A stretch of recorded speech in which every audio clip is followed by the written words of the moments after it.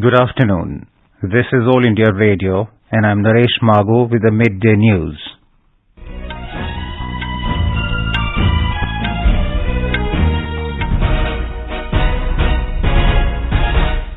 The headlines. Prime Minister Narendra Modi calls for an integrated response to deal with disasters, addresses International Conference on Disaster Resilient Infrastructure.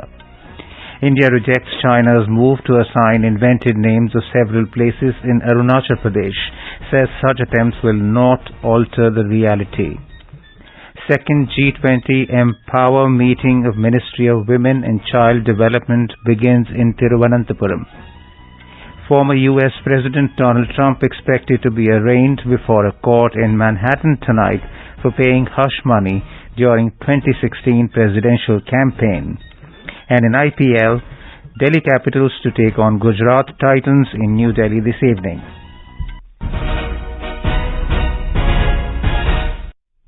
Prime Minister Narendra Modi today called upon the world for an integrated approach to deal with the impact of disasters. He said in a closely connected world, the impact of disasters will not just be local and therefore the response has to be integrated, not isolated. The Prime Minister was speaking at the 5th edition of the International Conference on Disaster Resilient Infrastructure ICDRI 2023. Mr. Modi said each nation and region faces disasters of different kinds and societies evolve local knowledge related to infrastructure that can withstand disasters. The CDRI's theme for this year's conference is related to delivering resilient and inclusive infrastructure. Infrastructure is not only about returns but also about reach and resilience. Infrastructure must leave none behind and serve the people even during time of crisis. Further, a holistic view of infrastructure is needed. The Prime Minister said just last year the Infrastructure Resilience Accelerator Fund was announced and this was a $50 million fund that has generated immense interest among developing nations. These islands may be small, but every human living in them matters to us. Just last year, the Infrastructure Resilience Accelerator Fund was announced. This $50 million fund has generated immense interest among developing nations. The commitment of financial resources is key to the success of initiatives. Mr. Modi said India is bringing the world together through its G20 presidency and India has already included the CDRI in many working groups. He said the solutions explored at the conference will receive attention at the highest levels of global policy making. Prime Minister Narendra Modi and King of Bhutan Jigme Khesar Namgyal Wangchuk will hold a bilateral meeting in New Delhi today. During the meeting, both sides are expected to review the entire gamut of bilateral cooperation to further boost their relationship. Later, the visiting dignitary will meet President Draupadi Murmu at Rashtrapati Bhavan. Earlier today, National Security Advisor Ajit Doval met the King of Bhutan. In the morning, Mr. Wangchuk paid floral tributes to Mahatma Gandhi at Rajghat. The Bhutanese king is on a 3-day visit to India. He is accompanied by the Minister of Foreign Affairs and External Trade, Dr. Tandi Dorji, and several senior officials of the Bhutan government. In a tweet yesterday, Dr. Jaishankar said Mr. Wangchuk's visit will further strengthen the close and unique India-Bhutan partnership. The second G20 Empower or Empowerment and Progression of Women's Economic Representation meeting of Ministry of Women and Child Development started in Thiruvananthapuram today. The theme of the meeting is Women's Empowerment, a win-win for equity and economy. Various side events are being organized on important issues today. Kerala State Health Minister Veena George participated in the side events. She said the state government is giving special attention to women's safety, health, wages and insurance. She said the state government has increased the gender budget allocation. The meeting will discuss issues such as economic prosperity through empowering women, women entrepreneurship, leadership development and women's participation in non-traditional sectors. The second Energy Transitions Working Group ETWG meeting of the G20 at Gandhinagar will conclude today. Today, the delegates visited Dandi Kutir, a museum dedicated to Father of the Nation Mahatma Gandhi, and learnt about the life of Bapu. A yoga session was organized for them in the morning. The delegates were taken to Sujanpura solar plant in Modhera village, India's first round-the-clock battery energy storage system-based solar-powered village. They also visited Modhera Sun Temple. The ETWG meeting began on Sunday. Constructive and positive discussions were held on key issues related to energy transitions during the meeting. The Guwahati High Court will celebrate its Platinum Jubilee with a host of activities from tomorrow. President Draupadi Murmu, Prime Minister Narendra Modi, and Chief Justice of India, Justice D.Y. Chandrachud, among others, will attend the celebrations. President Murmu and Chief Justice of India will attend the function on the 7th of this month. The Prime Minister will attend the concluding event on the 14th of April. Our correspondent reports that Guwahati High Court will felicitate senior advocates who've completed 50 years of practice. A commemorative postal stamp and the Assamese version of the book Guwahati High Court History and Heritage will also be released. The High Court was established on 5th April 1948. This is All India Radio giving you the news. For quick news updates round the clock, follow us on our Twitter handle at AIR News Alert. The External Affairs Ministry has refuted the Chinese move of renaming the places in Arunachal Pradesh. In a statement, official spokesperson of External Affairs Ministry, Arinder Bagchi, today said, "This is not the first time that China has made such an attempt." He said India rejects this outright. Mr. Bagchi asserted that Arunachal Pradesh is an integral and inalienable part of the country, and attempts to assign invented names will not alter this reality. The response came in the wake of media reports stating that China has renamed 11 places in Arunachal Pradesh. Prime Minister Narendra Modi has applauded the performance of Ministry of Railways and Ministry of Ports, Shipping and Waterways. In a tweet, Railways Minister Ashwini Vaishnav informed that Railways has registered the highest ever freight loading in any financial year, with 1,512 metric tons freight loading in the last financial year. Responding to this tweet, the Prime Minister termed it as good news for commerce and the logistics sector.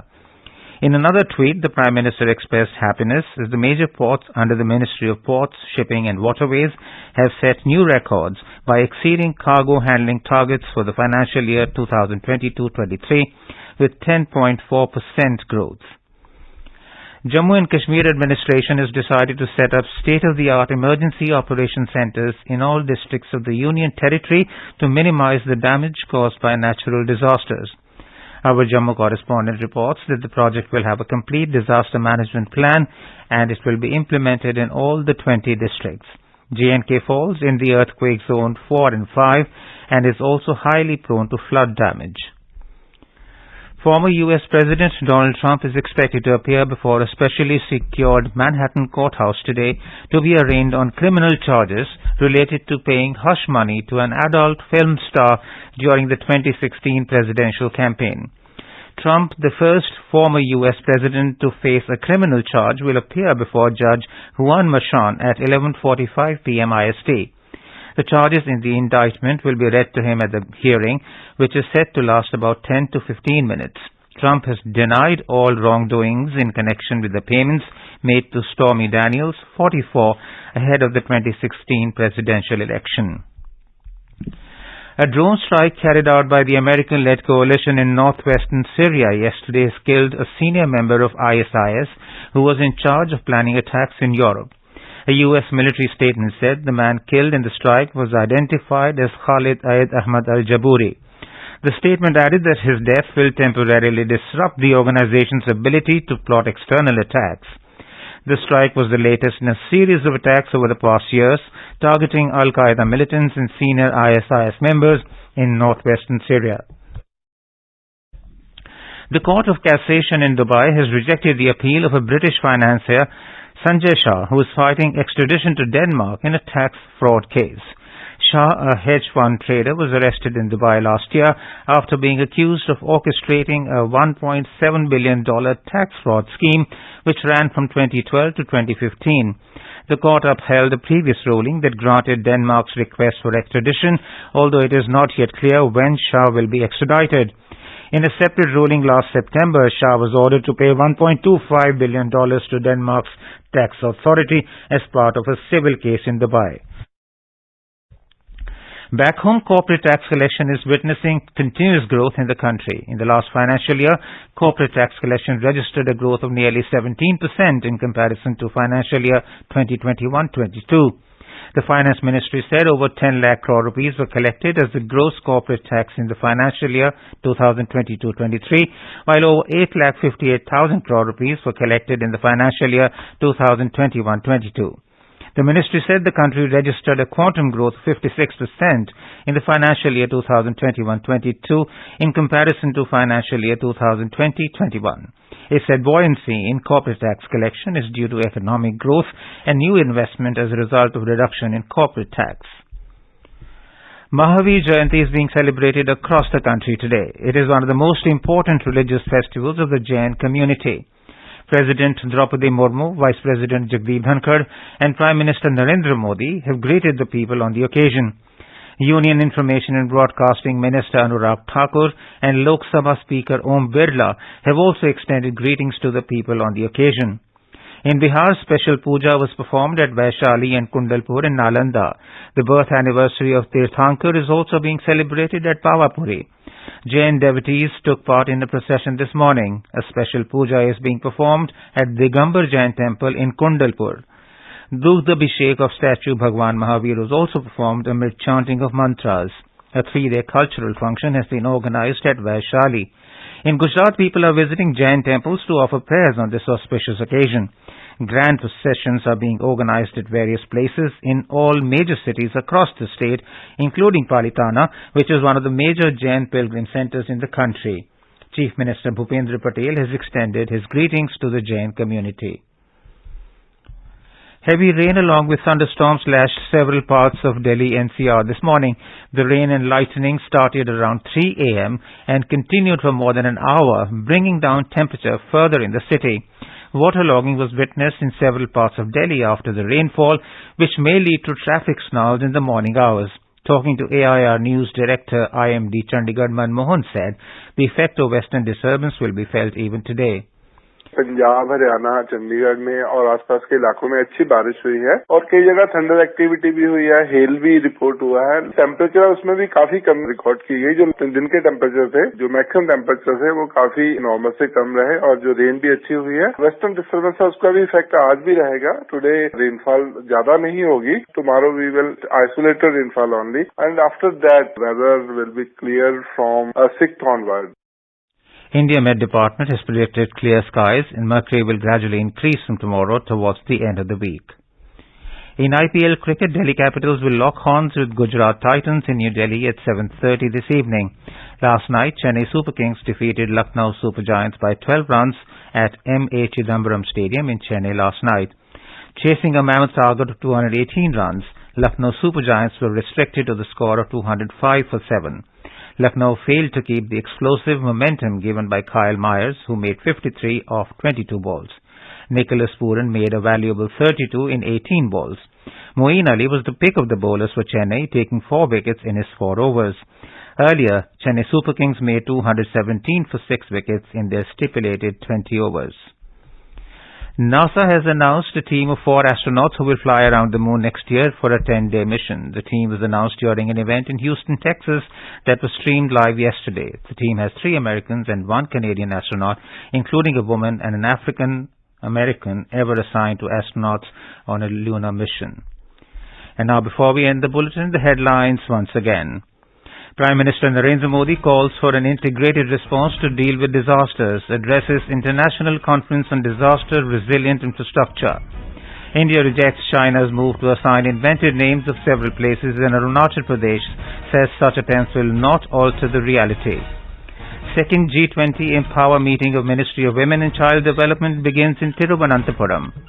Former U.S. President Donald Trump expected to be arraigned before a court in Manhattan tonight for paying hush money during 2016 presidential campaign, and in IPL, Delhi Capitals to take on Gujarat Titans in New Delhi this evening. And with that, we end the midday news.